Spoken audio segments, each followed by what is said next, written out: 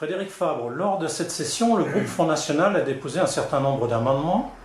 Nous avons évoqué celui de la Commission des finances, sur laquelle les élus UMPS ont fait main basse.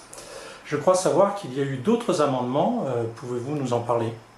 Oui, alors il y a eu beaucoup d'amendements. Pratiquement la quasi-totalité a été rejetée, bien sûr, par la majorité UMPS, puisque les socialistes ont voté avec l'UMP dans ce cadre-là, contre nos amendements. Et qu'a priori, pourtant, ils sont dans l'opposition. Bon. Et ils sont dans l'opposition, puisqu'ils ont la Commission des finances. Donc, on s'est aperçu, là encore, de cette alliance UMPS. Donc pratiquement la quasi-totalité de nos amendements ont été rejetés. Cependant, il y en a un qui a fait l'unanimité quand même. C'est celui qui demandait à ce que les séances plénières soient retransmises pour les sourds et malentendants, oui. De manière à ce que tout le monde puisse suivre ce débat. Et ça avait été oublié dans le règlement intérieur. Et donc ça a été pris en compte, abordé, traité par l'ensemble, et tout le monde a voté pour cet amendement. Donc, comme quoi, on arrive à faire passer quand même des messages.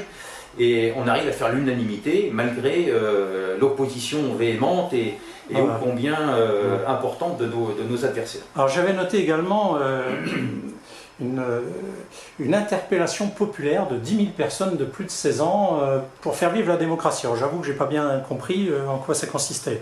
Donc ça serait la possibilité pour des citoyens de la région d'interpeller la région, le conseil régional sur des sujets bien particuliers. Voilà, donc ça permet, au-delà des élus, et parfois les élus n'amènent pas forcément la parole des citoyens, parce que c'est peut-être pas leur priorité, ils n'ont peut-être pas la même sensibilité, donc ça permet à des groupes d'élus, avec, sous une forme, ça peut être comme une pétition si on veut, où il y a 10 000 signatures, de porter un sujet au niveau du conseil régional, et à ce moment-là, de pouvoir aborder ce sujet en séance plénière, d'en discuter, de voir un petit peu quel est le problème, ce qu'on peut apporter comme remède.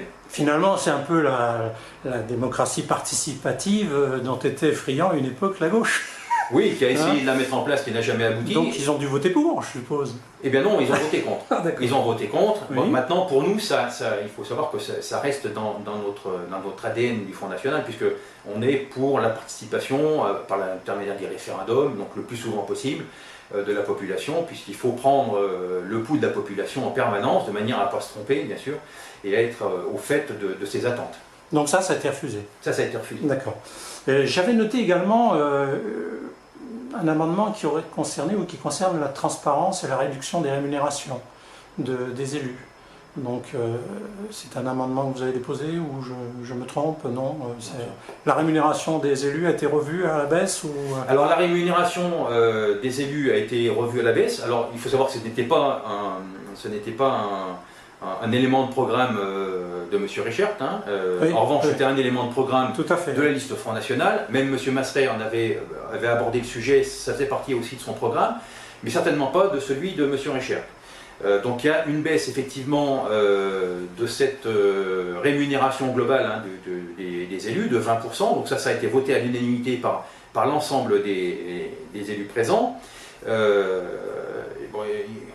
On peut se rendre compte d'une chose quand même, c'est que ce que M. Richert a fait, on avait l'impression de le voir vraiment être content, de dire voilà, c'est pas grave, je ne vais toucher que 3 000 €, je me contenterai de ça, je n'aurai qu'un seul mandat. Or, bien, en cherchant un petit peu, j'ai peut-être un petit peu compris pourquoi il était si fervent pour cette affaire-là. C'est que je suis allé sur le site de la Haute Autorité pour la transparence de la vie politique et j'ai pu voir que M. Richert, quand même, n'avait pas besoin de ça pour vivre, puisqu'il faut savoir qu'actuellement, et c'est lui qui le déclare et signé de sa main, et en toute transparence, et ça me pose pas de problème.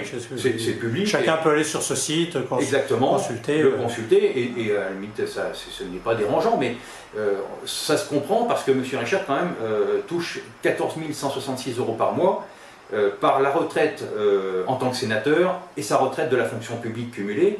Donc il est vrai qu'avec 3 000 € de plus, ça ne posait pas de problème. C'est pas un obstacle absolu. Voilà, en lui.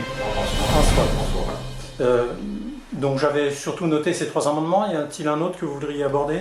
Eh bien, il y avait une chose qu'on voulait également demander, mais qui a été refusée, c'était concernant les Césaires. Donc les Césaires, ce sont les conseils économiques et sociaux, un peu comme ça se passe au niveau national, mais là au niveau régional, donc c'est des gens de la société civile qui viennent, donc ce sont des syndicalistes, ce sont des gens qui sont chefs d'entreprise, qui sont commerçants, qui sont de l'éducation nationale, etc. Enfin bref, ce sont des gens de la société civile qui viennent pour essayer, qui font entre guillemets une assemblée régionale parallèle, et qui peuvent apporter des conseils ou amener des dossiers, et qui, ça peut éventuellement être intéressant par rapport à ce qu'ils peuvent apporter à leur expérience. Une fois de plus, c'est de la démocratie participative. Voilà, donc cette affaire-là est mise en place, mais il faut savoir aussi qu'ils sont quand même, je crois, 250, un peu plus de 250, peut-être 253, donc ça fait quand même beaucoup de personnes, parce que c'est les 3 anciens Césaires des 3 anciennes régions, et que ces gens-là sont aussi rémunérés.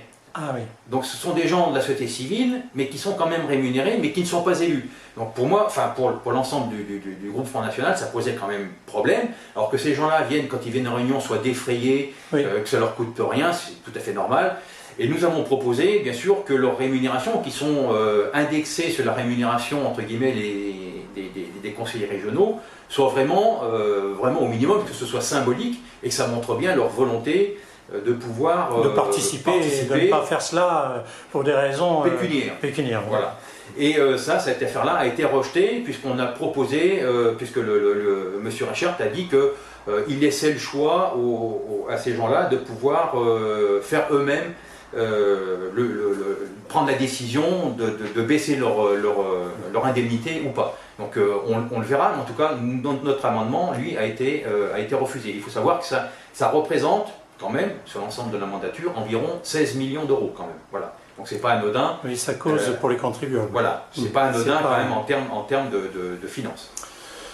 Bon, eh bien écoutez, grâce à vos réponses, je pense que nos téléspectateurs sont au plus proche de votre combat pour la défense de leurs intérêts au sein de cette assemblée.